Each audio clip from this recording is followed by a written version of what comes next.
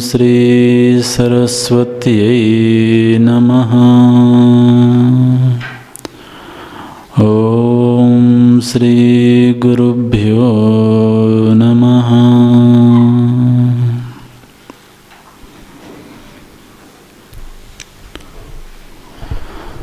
मुख्यतस्तु महत्कृपयैव भगवत्कृपालेशाद्वा महत्संगस्तु दुर्लभः अगम्यः अमोघश्च लभ्यतेऽपि तत्कृपयैव तस्मिंस्तज्जने भेदाभावात्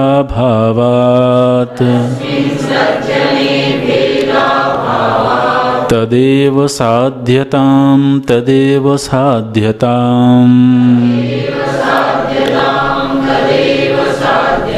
दुस्संगः सर्वथैव त्याज्यः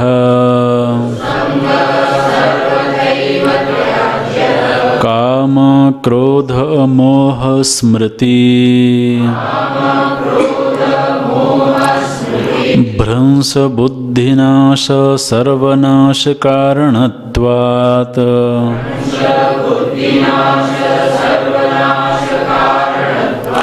काम क्रोध मोह स्मृति भ्रंश बुद्धिनाश सर्वनाश कारणत्वात्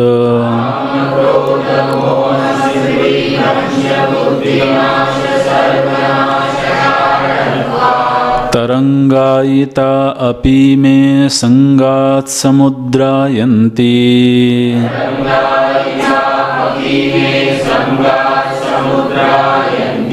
तरंगायिता अपि मे संगात् समुद्रायन्ति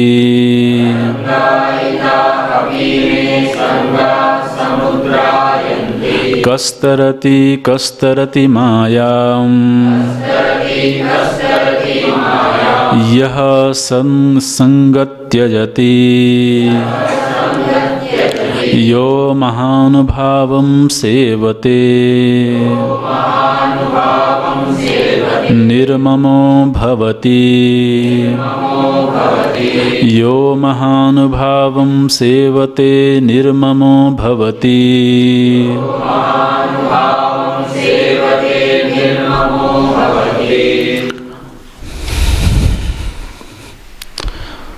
मुख्यतस्तु महत्कृपयैव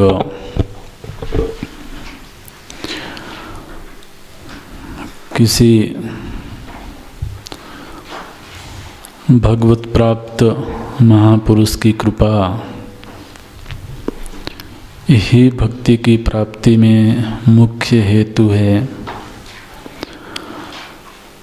ऐसा देवर्षि नारद यहाँ स्पष्ट करते हैं।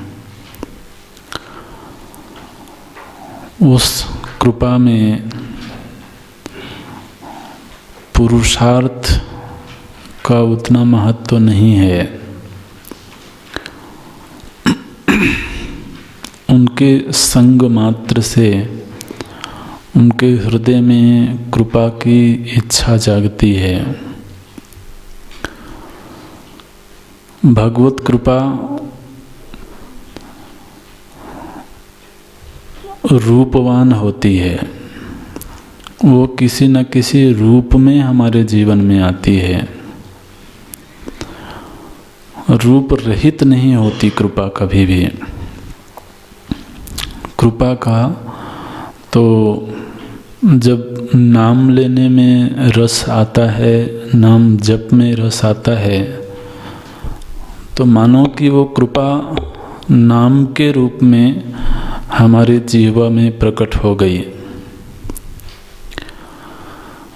जब कोई संत हमारे नेत्रों के सम्मुख आ जाएं, तो वो भगवत कृपा संत के रूप में हमारे सम्मुख प्रकट हो गई। इसमें सावधानी इतनी रखनी है कि एक बार पूज्य गुरु जी से एक माता जी की चर्चा हो रही थी, कोई प्रसंग था, तो सत्संग की सुलभता कैसे होती है, कैसे नहीं होती, इस विषय पर चर्चा हो रही थी। तो उन्होंने कहा कि हम अपने गृहस्थी में, जंजाल में फंसे हुए हैं, तो हमारे ऊपर तो ऐसा लगता है कि भगवत कृपा नहीं हो रही है। और कई बार हम जब सत्संग में नहीं जाते हैं, ये जाने की इच्छा नहीं होती, तो एक ये भी बहाना होता है कि कृपा नहीं हुई महाराज, तो कैसे जाते। माने अपने न जाने को हम जस्टिफाई कर लेते हैं। उनकी कृपा के बिना कौन जा पाता है।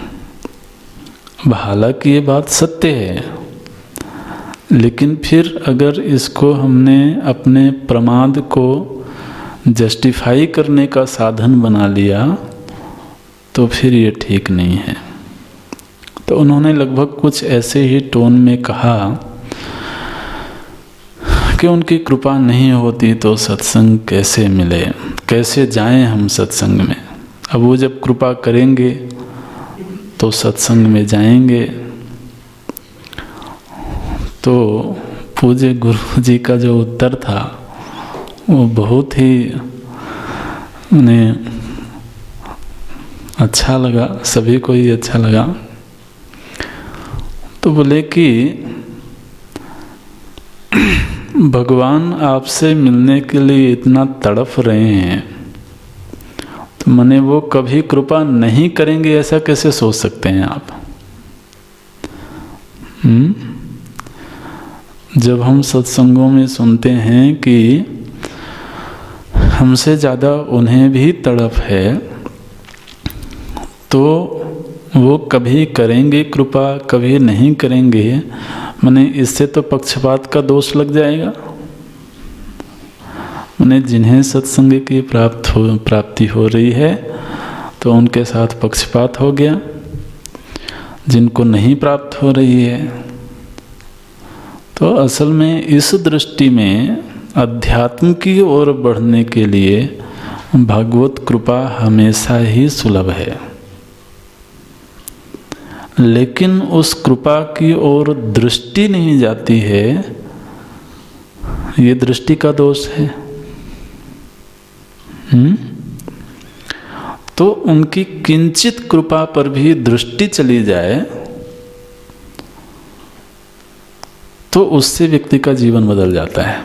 हालांकि कृपा नित्य है, निरंतर है, लेकिन उनके कृपा की ओर किंचित दृष्टि चले जाने से व्यक्ति के जीवन में परिवर्तन आ जाता है। उसके लिए यहाँ पर नारद जी बोले लेस मात्र, क्या बोलते हैं, भगवत कृपा लेशाद्वा, माने किंचित भी उनके कृपा की अनुभूति हो जाना। कृपा की वर्षा नित्य है। माने अगर हम अपने अस्तित्व को ही, अपने अस्तित्व पर ही विचार करें तो हमें नहीं लगता है कि अपने कर्मों और अपने पुरुषार्थ के बल पर हम अपने आप को बनाए रख सकें। आप विज्ञान वालों से बात करिए तो कहेंगे कि इस वायुमंडल में दबाव इतना है, इतना दाब है कि किसी डिब्बे को पूरी तरह से वात रहित कर दिया जाए तो उसको खोलना मुश्किल है। तो इतना दबाव होने पर भी हम लोग पिचक नहीं गए तो ये कृपा नहीं तो माने जीवन के किसी भी अंश को केवल पुरुषार्थ से कैसे जस्टिफाई किया जा सकता है। ऐसा लगता है कि एक एक श्वास उनकी उधारी है।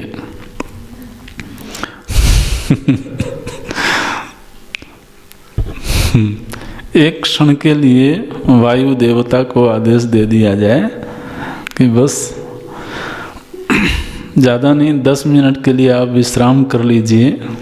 आप सृष्टि के आरंभ से तो मेहनत कर रहे हैं, तो आपको भी छुट्टी दी जाती है 10 मिनट के लिए। महाराज हम सबकी छुट्टी हो जाएगी। तो कोई कैसे कह सकता है कि कृपा नहीं है? लेकिन उस कृपा की ओर दृष्टि चली जाए, ये बड़ी उपलब्धि है। और वहीं से फिर भक्ति का आगमन शुरू हो जाता है। फिर देवर्षि नारद बोले कि ये जो दृष्टि है, ये दृष्टि भी असल में महत संग से ही प्राप्त होती है। इसलिए जो हमारे हाथ में है वो महत संग है। भगवत कृपा को पहचान पाना, उधर दृष्टि ले जा पाना हमारे हाथ में नहीं है। लेकिन महापुरुष के पास जाना, उनकी पहचान करना, उनकी महिमा का ज्ञान हो जाना और फिर उनके हो जाना, तो ये हमारे हाथ में है। और यदि हम अपने जो हमारे हाथ में है उसको उपयोग कर लेते हैं, तो उसके बाद वो संग अमोघ हो जाता है। ये कहा गया महत संगस्तु दुर्लभा, निश्चित रूप से दुर्लभ है, लेकिन दुर्लभ पापात्मा के लिए है। अपने पुण्यों पर भी थोड़ा भरोसा होना चाहिए। आखिर हम इतने पापी भी तो नहीं हैं, तो ये भरोसा तो अपने पर होना चाहिए। और नहीं तो कम से कम अगर कर्म सिद्धांत पर ही विचार करें, तो मनुष्य जीवन यदि मिल गया है तो उसमें पाप और पुण्य दोनों का ही मिश्रण होगा। तो पुण्य पर भरोसा होना चाहिए। और फिर यदि पुण्य पर भरोसा है, पुण्य की जागृति होती है, तो फिर वो सुलभ है। कई बार सुलभ होकर के भी दुर्लभ रहते हैं। सुलभ होकर के भी हम उनके समीप नहीं पहुंच पाते हैं, तो उसके लिए बोलते हैं अगम्य। सुलभ हो गए लेकिन उनकी महिमा की पहचान नहीं हो पाई। उनकी रहनी ऐसी है, उनका रहन सहन का तरीका ऐसा है कि बाहर से कोई ऐसा बहुत वैभव दिखता ही नहीं। तो संभव है कि उनकी महिमा की पहचान न हो पाए। और दूसरा यह है कि यदि हमारे मन में पहले से ही एक फ्रेम बना हुआ है, हम लोग भी एक फ्रेम बना करके रखते हैं ना, कि जो फोटो इस फ्रेम में फिट हो जाएगा वही फोटो मैं खरीद लूँगा। तो जो संत, जो महात्मा इस फ्रेम में फिट हो जाएंगे, वही महात्मा मुझे स्वीकार्य हैं। तो यदि हमने स्वयं ही फ्रेम बना रखा है, तो अब हम कितने कारीगर हैं, हमने फ्रेम का क्या मापदंड बनाया हुआ है, तो ये तो हम अपनी कमजोरियों से समझ सकते हैं। तो पहचानना भी मुश्किल होता है। सामीप्य मिलने के बावजूद पहचानने में वक्त लगता है। किसी किसी को जल्दी हो जाती है पहचान। तो अगम्य, और ये दो घटनाएं जीवन में घट गई तो फिर बात उनके हाथ में चली गई, फिर हमारे हाथ में बात नहीं रही। फिर वो करुणा करेंगे। उपदेक्षन्ति ते ज्ञानम, वो फिर उपदेश करेंगे। उनसे करवाना पड़ेगा या उनकी कोई मजबूरी है, ऐसा नहीं है। तो करेंगे, क्योंकि वहाँ भी एक मृदु अंतःकरण है और उस अंतःकरण में संवेदना की तीव्रता है। हम लोग भी किसी दुखियारे को देखते हैं राह चलते, तो उतना मृदु तो हृदय नहीं है, फिर भी संवेदना जाग जाती है ना। तो उन्होंने साधना करी हुई है, भगवत शरणागत हैं, तो उनका हृदय तो मृदु है, इसलिए वो संवेदना वहाँ स्वतः पैदा होती है और फिर वो कृपा के रूप में तो जीव के ऊपर आती है। तो वो कहते हैं अमोघश्च। अब ये सारा संयोग बन जाए, माने तीनों चीज़ें हो जाएं, एक तो सुलभ हो जाए, फिर उनकी पहचान हो जाए और उनके वात्सल्य भाजन बन जाए हम। तो मानो कि उधर से वात्सल्य आ भी रहा हो और हमने बड़ी मजबूती से अपने दरवाजे बंद कर रखे हों, तो भी वो आके लौट जाएगा। तो ये तीनों ही तरह के संयोग बन जाएं, तो जिसके जीवन में बन जाते हैं उसकी अनुभूति क्या होती है, वो क्या अनुभव करता है? वो अनुभव ये करता है कि ये सब कुछ भगवत कृपा से हुआ है। वो ये कभी नहीं कह पाता है कि इन सब के लिए मैंने प्लानिंग करी थी, मैंने योजना बनाई थी कि ऐसे ऐसे होगा, मैं जाकर के उनसे मिलूँगा, अपॉइंटमेंट लूँगा, फिर उनसे मुलाकात होगी, फिर पहली मुलाकात में ही उनको पहचान लूँगा और फिर उनकी कृपा आनी शुरू हो जाएगी। तो ये सब कौन कह सकता है कि मेरी योजना से ऐसा हुआ? जिसके जीवन में हो जाता है उसकी अनुभूति, जिसको नहीं हुआ उसकी तो अभी कोई बात नहीं है। लेकिन जिसके जीवन में हुआ वो निश्चित रूप से ये अनुभव करता है कि ये सब भगवत कृपा से हुआ है। उसके लिए अगला सूत्र है, लभ्यते पि तत्कृपयैव। तत् मतलब उस ईश्वर भगवान की कृपा से ये हुआ, ये उस साधक की अनुभूति है। और उस अनुभूति के धरातल पर पहुंच करके वो ये अनुभव करता है कि सच तो ये है कि भगवान में और सद्गुरु में कोई अंतर नहीं है। जो महिमा हम भगवान की सुनते हैं, ईश्वर की सुनते हैं, वो महिमा तो प्रत्यक्ष दिख रही है। तो तस्मिन् तज्जने भेद अभावात्। तस्मिन् मतलब ईश्वर, ईश्वर में, और तज्जने उनके जन में, उनके लोगों में, मतलब भगवान में और भागवत में। भगवतः इति भागवत, जो भगवान के हो चुके हैं, इनमें कोई भेद नहीं है। भेद का अभाव हो गया। भेद का अभाव आप इस तरह से भी संतजन व्याख्या करते हैं कि उनकी दृष्टि में कोई भेद नहीं रहा। उनकी दृष्टि में भेद का अर्थ है कि भागवत की दृष्टि में भगवान के सिवा और कुछ नहीं है, अभेद हो गया। भगवान की दृष्टि में भक्त के अलावा और कोई नहीं है। साधवो हृदयम मह्यम साधु नाम हृदयम तु अहम। भगवान ने कहा कि मैं साधुओं का हृदय हूँ और साधु मेरे हृदय हैं।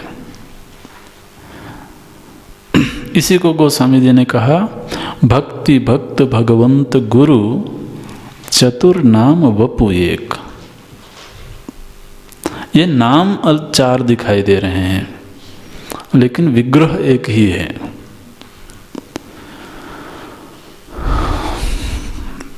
अभी अभी केनोपनिषद में हम लोगों ने एक श्लोक पढ़ा था,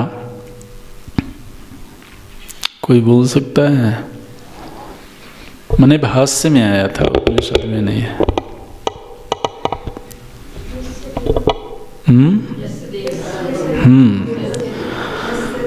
यस्य देवे परा भक्ति यथा देवे तथा गुरु, ये है।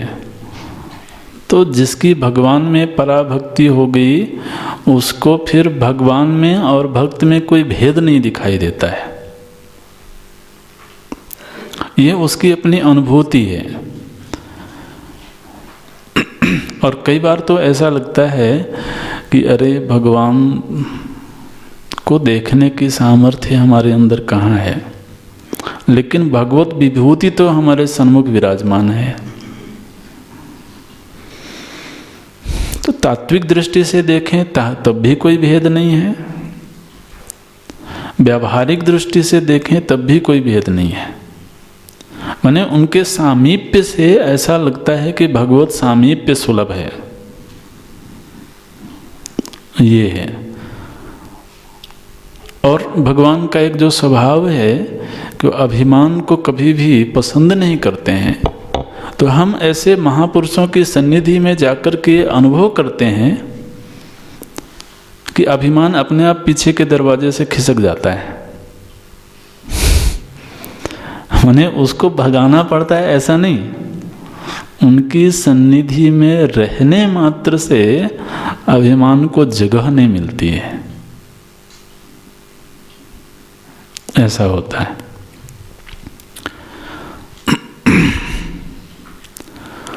तो वो कहते हैं तस्मिन तज्जने भेद का अभाव। और दूसरा ये है कि दृष्टि ऐसी हो, माने साधक की ये दृष्टि हो कि यदि मुझे सद्गुरु की प्राप्ति हो गई है तो उनसे व्यतिरिक्त कोई ईश्वर है, तो ऐसा नहीं है, बल्कि स्वयं ईश्वर ही इस विग्रह में मेरे सन्मुख उपस्थित हैं।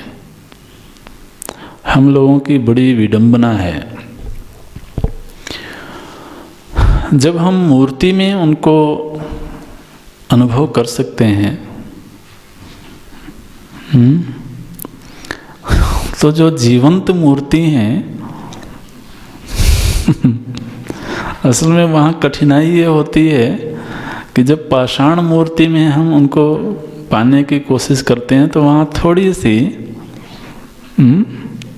हमारे सामने छूट होती है। और बल्कि उन्होंने इतनी छूट दे दी है महाराज कि पूरी तरह से वो भक्त के वश में हो गए। भगवान माने भक्त चाहे तो सुलाए और चाहे तो न सुलाए, माने वहाँ वो पूरी तरह से तात्विक दृष्टि से तो कर्महीन है ही है, माने वहाँ कर्म की कोई गति नहीं है। विग्रह के रूप में प्रकट होकर के भी कुछ नहीं करते हैं वो, माने अपने हाथ से हमें लगता है वो दतवन भी नहीं करते होंगे। भक्त कराए तो करें, ठीक है ना। तो किसी दिन मूड नहीं हुआ भोग लगाने का, तो अब ठाकुर जी बैठे हैं कि कब वो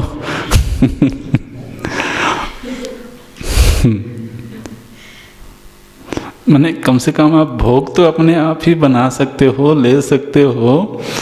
तो पूरी तरह से परवश हो गए, भक्त के अधीन हो गए। तो भक्त के अधीन हो गए तो भक्त को थोड़ी सी स्वतंत्रता मिल गई। वो चाहे ठंडे पानी से नहलाए और किसी दिन गर्म से नहलाने की इच्छा हुई तो खौलता हुआ ही लिया। तो आज तो बहुत ठंडे हो गए हैं, तो क्या फर्क पड़ता है, पाषाण ही तो हैं। लेकिन जब हम जीवंत विग्रह में उनको पाने की कोशिश करते हैं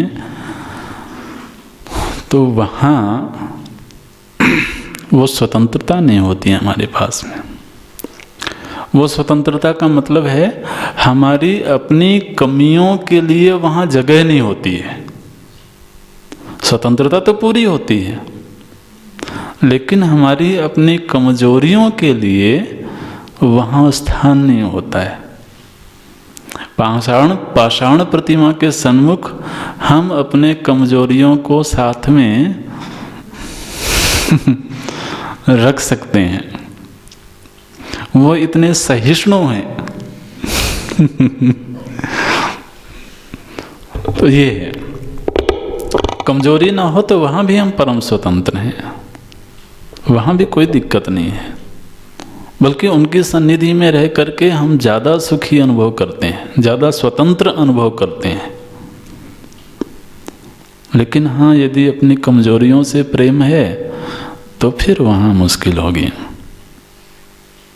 तो शास्त्रों ने कहा कि यदि काष्ठ प्रतिमा में, पाषाण प्रतिमा में भगवत बुद्धि हो सकती है तो जीवंत प्रतिमा में क्यों नहीं हो सकती है। हाँ, उसके लिए हिम्मत चाहिए, समर्पण का भाव हो, तो वहाँ कमजोरियों के लिए फिर स्थान बचती नहीं है। तो वो बोले तस्मिन तज्जने भेद अभावात्। अनेक ऐसे महापुरुषों के दृष्टांत मिलते हैं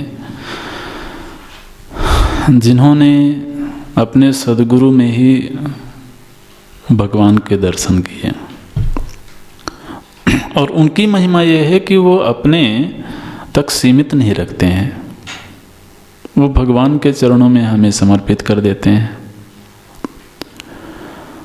तो ऐसा संयोग जीवन में बने, इसके लिए कहते हैं तदेव साध्यताम, तदेव साध्यताम। माने ये अपने हाथ की बात है, ये कह रहे हैं। माने साधन यहाँ हमारे हाथ में है, हम कर सकते हैं, यदि थोड़ा अपने अभिमान को, अपनी कमजोरियों को स्थान न दें तो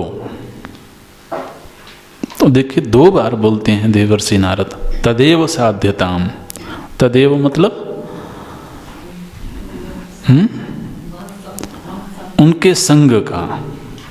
यदि कोई साधन अपने हाथ में है, कुछ करना है, तो वो उनके संग को हम प्राप्त कर सकते हैं और दीर्घ काल तक प्राप्त कर सकते हैं। और धीरे धीरे करके संग बढ़ता है तो प्रेम बढ़ता है, समर्पण बढ़ता है, वहाँ से वात्सल्य मिलता है, इधर से सम्मान की अभिव्यक्ति होती है, और ये दोनों संयोग बनते चले जाएं। माने यहाँ पर भी देखिए, भक्त ही स्वतंत्र है, स्वतंत्रता भक्ति की ही है। माने कोई महात्मा जबरदस्ती ये नहीं कह सकते, या ये कह ही नहीं सकते हैं कि तुम मेरे शिष्य हो। ठीक है, हम हाथ खड़े कर दें कि हम नहीं हैं तो क्या करेंगे?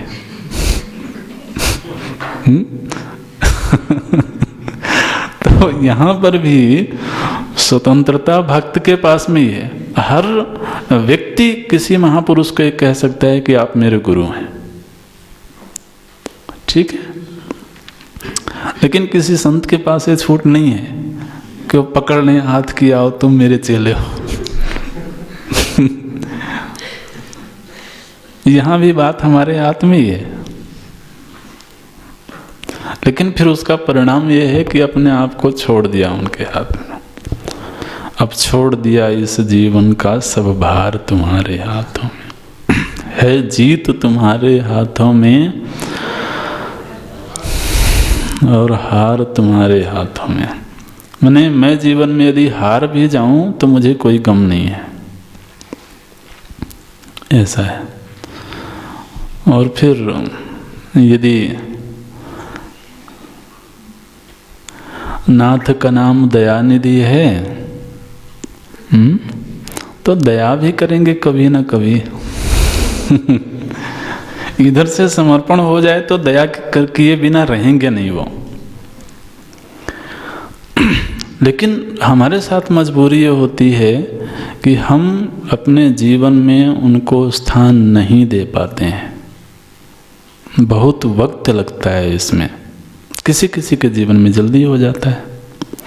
माने उनको ये अपने व्यवहार से, अपने आचरण से ऐसा एहसास करा देना कि अब आप मेरे ऊपर शासन कर सकते हो। संग का मतलब ये है, संग तो प्राप्त हो जाएगा, लेकिन इस बात का एहसास करा देना कि आप निसंकोच भाव से मेरे ऊपर शासन कर सकते हैं, ये एहसास कराना भी हमारे हाथ में है। हम चाहें तो तटस्थता बनाए रखें और चाहें तो उनको ये एहसास करवा दें कि अब आपकी कही हुई हर बात मुझे मानने है। और ये एहसास जब उनके हृदय में पैदा हो जाए और वो अपना लें, उसके बाद फिर अपना काम पूरा हो गया। तो आप देखें कि मुख्य रूप से दो काम हमारे हाथ में हैं। एक तो उनके समीप जाना और ये एहसास करवाना। आप देखिए, भगवान के संग में अर्जुन हमेशा रहे, लेकिन मैं आपका शिष्य हूं और आप मेरे ऊपर शासन कर सकते हैं, उपदेश कर सकते हैं, ये एहसास अर्जुन करवाते हैं युद्ध भूमि में। इतने समीप हैं, अंग संग रहते हैं, तो भगवान की कितनी ही बार इच्छा हुई होगी कि मैं इनको ब्रह्म विद्या का उपदेश करूं। नहीं हुई होगी? जरूर हुई होगी, क्योंकि ये एक साधारण जीव है। अगर हम जीव और ईश्वर के रूप में उन चरित्रों को देखें तो भगवान की इतनी सन्निकटता प्राप्त होने पर भी युद्ध स्थल से पूर्व भगवान ने ब्रह्म विद्या प्रदान नहीं करी। उनका संग प्राप्त होना ये बहुत बड़ी बात है, लेकिन संग प्राप्त हो जाने के बाद जब अर्जुन ने ये एहसास करवाया कि भगवान आप मेरा मार्गदर्शन कर सकते हैं, शिष्यस्ते हम साधि माम त्वाम प्रपन्नम, तो बस यहाँ से ये एहसास करवाने की देर थी, उधर से ब्रह्म विद्या की धारा बह चली। ब्रह्म विद्या तो उनके हृदय में खेलती हैं, उनके हृदय में ही निवास करती हैं, लेकिन वो वाणी के माध्यम से बह जाएं, ये तभी संभव होता है। तो ये दृष्टि प्राप्त होनी चाहिए। इसलिए नारद जी बोलते हैं तदेव साध्यताम तदेव साध्यताम। और इसके विपरीत जो संग है, दुस्संगः सर्वथैव त्याज्यः, इसके विपरीत संग है यदि जीवन में, और विपरीत संग का अर्थ है जो भक्ति विरोधी संग है, जो साधन विरोधी संग है, उस संग से दूर रहने की कोशिश करना। हालांकि उसमें भी वक्त लगता है, लेकिन यदि एक कोशिश हो कि अब ऐसे संग से दूर रहना है, तो उस कोशिश में हम फिर सफल भी होते हैं। क्योंकि दुस्संग का लक्षण बताते हैं अगले मंत्र में। यदि किसी के संग से अब कोई पहचान ही नहीं पाता कि यह दुस्संग है कि सुसंग है, तो कोई हमारे मित्र हैं, बड़े प्रिय हैं, और वो आकर के ऐसी ऐसी चर्चा करते हैं कि हमें बड़ी प्यारी लगती है, लेकिन उस चर्चा के मूल में किसी न किसी की निंदा रहती है। अब निंदा में आनंद तो आता है, और वो आनंद उनसे हमें मिलता रहता है, तो हमें लगता है कि ये हमारे बड़े अच्छे मित्र हैं। ठीक है। देखो, मैं उदास भी रहूं, हताश भी रहूं, तो ये आकर के मेरे मन को प्रसन्न कर देते हैं। ये हमारे प्रगाढ़ मित्र हैं। लेकिन वो आकर के और क्या क्या चीज़ें प्रदान कर रहे हैं, कौन से बीज बो रहे हैं हमारे मन में, तो उसका जल्दी एहसास नहीं हो पाता। तो जिसके संग से काम की वृद्धि होती हो, क्रोध की वृद्धि होती हो, मोह की वृद्धि होती हो, वो दुस्संग है। माने उनकी चर्चा से इन दुर्गुणों की वृद्धि होती हो। नहीं, अगर वो निंदा करने आते हैं तो निंदा में हमें और रस मिलने लगे तो दुस्संग है। तो ऐसे दुस्संग से बचने की यथासंभव कोशिश करनी चाहिए। और दूसरा ये भी है कि दुष्ट के संग से ये सब चीज़ें बढ़ेंगी। जो अगला सूत्र है इसका गीता जी में तो बड़े विस्तार से वर्णन हुआ। ध्यायतो विषयान पुंसः संगस्तेषु उपजायते संगात संजायते। देखिए इसमें पहला शब्द है काम, कामात् क्रोधो भी जायते। तो संग तो हो गया, संग तक पहले बात बन गई। फिर काम तस्मात् क्रोध, फिर सम्मोह, फिर स्मृति भ्रंश, और स्मृति भ्रंश हो गई तो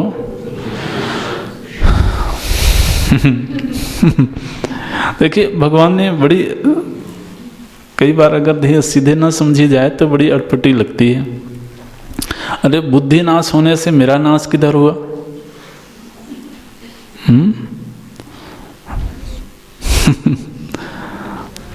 लेकिन ऐसा है,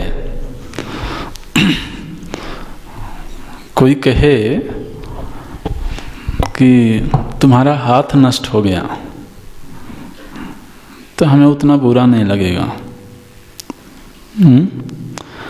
या तुम्हारी दृष्टि नष्ट हो गई तो उतना बुरा नहीं लगेगा। लेकिन कोई कहे तुम्हारी बुद्धि तो सीधे चोट लगती है अंदर जा करके। तो बुद्धि मैं के इतने करीब है कि बुद्धि के नष्ट हो जाने से तो मैं नष्ट हो गया, ऐसा है। तो ये ऐसा प्यारा संग है महाराज कि वहाँ तक पहुँचा देता है। एक पूरी चेन है, संग हुआ नहीं कि फिर काम, फिर क्रोध, मोह, स्मृति, बुद्धि नाश, बस। तो इसलिए नारद जी कहते हैं दुस्संगः सर्वथैव त्याज्यः, पूरी सावधानी रखनी है जीवन में, ये कहने का मूल अर्थ है। वो चाहे अपना कितना सगा ही क्यों ना हो। ऐसे ऐसे संतों के दृष्टांत आते हैं, अत्यंत सगे से सगे व्यक्ति को भी जाके प्रिय नराम वैदेही तजियता ही कोटि बैरी सम यद्यपि परम स्नेही। अपना स्नेही ही क्यों ना हो, अगर वो राम विरोधी है, भक्ति विरोधी है, तो उसको त्यागने में किंचित वक्त नहीं लगाना चाहिए। जीवन में श्रद्धा को बढ़ने में वक्त लगता है, श्रद्धा को नष्ट होने में वक्त नहीं लगता। श्रद्धा को सिंचित करने में, श्रद्धा संपत्ति को बढ़ाने में बहुत साधन लगते हैं, लेकिन उसको बिगड़ने में तो एक इंसिडेंट ही काफ़ी है।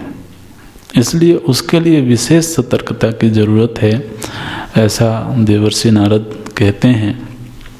अगले मंत्र में बोले कि काम क्रोध आदि शुरू में बड़े छोटे होते हैं, तरंग की भांति होते हैं, लेकिन यदि दुस्संग बना रहा तो यही तरंग कब समुद्र में परिणत हो जाएगी कुछ कहा नहीं जा सकता है। तो ये 3 मंत्र दुस्संग के लिए हैं, दुस्संग से सावधान रहने के लिए हैं, उससे त्याग के लिए। और जिनको सत्संग मिल गया है उनकी अनुभूति है कि सत्संग मिल जाने से दुस्संग अपने आप ही दूर होने लगता है। लोग कहने लगते हैं कि अरे अब ये तो बाबा जी बन गए, अपने आप ही वो दूर होने लगते हैं महाराज। आप बस तिलक लगाना शुरू कर दो, अब इसके पास रहना ठीक नहीं है, बाबा जी टाइप का हो गया है।